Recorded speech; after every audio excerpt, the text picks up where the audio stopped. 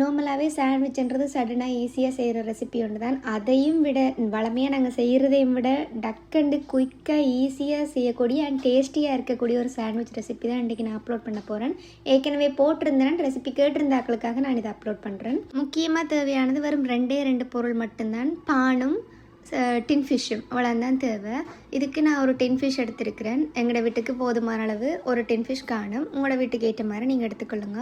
ஒரு டின் ஃபிஷ் எடுத்துருக்கிறேன். அந்த டின் ஃபிஷ்ஷை உடைச்சிட்டு முதல்ல அந்த ஃபிஷ்ஷுக்கு இந்த முள் எல்லாத்தையும் எடுத்துகிட்டு க்ளீன் பண்ணுறேன். க்ளீன் பண்ணிவிட்டு அந்த டின் ஃபிஷ்ஷை கையால் நல்லா, இல்லாட்டி உங்களுக்கு விருப்பம் இல்லாட்டி ஃபோக் வச்சு நல்லா உதிர்த்து விடுங்க. இல்லைன்னா கையால் இந்த மாதிரி பிணைஞ்சு விட்டாலே அது உதிர்ந்துடும்.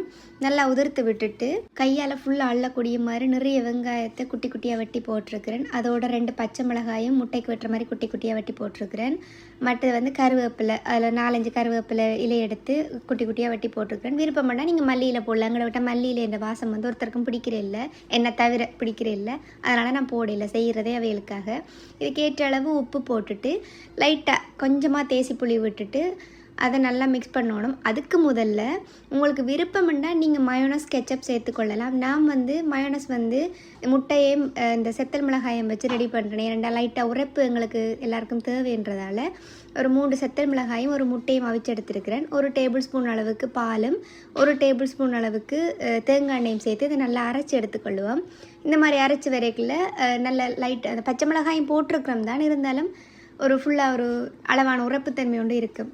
அதனால் நான் இந்த மயோனஸ் ஒன்று ரெடி பண்ணி அதோடு சேர்த்துருக்கிறேன். உங்களுக்கு இப்படி செய்ய தேவையில்லை, நார்மலான மயோனஸ்ன்ற டேஸ்ட்டே போதும். நீங்கள் கடையில் வாங்கின மயோனஸ் அதோட வீட்டில் இருக்கிற கெச்சப்பையும் போட்டு மிக்ஸ் பண்ணிக்கொள்ளலாம். நான் இந்த சாண்ட்விச் மேக்கர் இருந்ததால் இதில் செய்ய போகிறேன். நீங்கள் தோசைக்கல்லையும் போட்டு எடுக்கலாம், அதுவும் நல்லா தான் இருக்கும். பட்டரை லைட்டாக ஸ்ப்ரெட் பண்ணிவிட்டு போட்டு எடுத்தால் நல்லாயிருக்கும். நான் இது இருந்ததால் இதில் யூஸ் பண்ணுறேன். வடிவாக பானில் ஸ்ப்ரெட் பண்ணி விட்டுட்டு இன்னொரு பான் எடுத்து மூடிட்டு சாண்ட்விச் செய்கிறது எல்லாருக்கும் தெரியுதானே. நான் செய்கிறத நான் சொல்கிறேன், முழுசாகவே சொல்லிடுறேனே. செய்துட்டு மூடி எடுத்துட்டா சாண்ட்விச் ரெடி.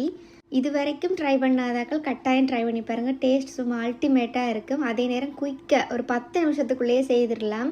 அடுப்பில் எதுவுமே வைக்க தேவையில்லை. நான் இந்த மயோனஸ் ரெடி பண்ணுறதுக்காகத்தான் அடுப்பில் முட்டையும் செத்தல் மிளகாயும் வச்சேன் தவிர மற்றபடி அடுப்பில் எதுவுமே வைக்க தேவையில்லை. குயிக்காக செய்திடலாம். நல்ல டேஸ்டி. காலமேல பிள்ளைகளுக்கு லஞ்ச் பாக்ஸுக்கும் கொடுத்துடலாம், காலமாக சாப்பாட்டுக்கும் செய்து சாப்பிட்லாம், ஈவினிங் ஸ்நாக்ஸுக்கு நல்லாயிருக்கும். ட்ரை பண்ணாதாக்கள் ட்ரை பண்ணி பார்த்துட்டு எப்படி இருக்குன்னு சொல்லுங்கள். மற்றது ரெசிபி கேட்டாக்களுக்கு நான் அப்லோட் பண்ணியிருக்கிறேன். பை.